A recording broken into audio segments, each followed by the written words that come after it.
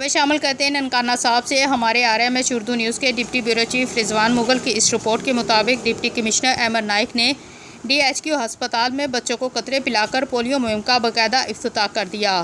CO health doctor محمد Rashid Khan, MS doctor کیسر نواز چند سمیت دیگر افسران بھی افتتاح کے موقع پر موجود۔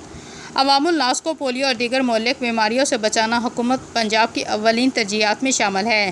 والدین، اساتذہ اور علماء اکرام وطن عزیز سے پولیو کے خاتمے کے لیے حکومتی کوششوں کا حصہ بنیں۔ انسداد پولیو مہم کی کامیابی کے لیے تمام ممکنہ وسائل کو بروئے کار لایا جائے۔ ضلع بھر میں پولیو مہم آج سے شروع ہو کر 26 اگست تک جاری۔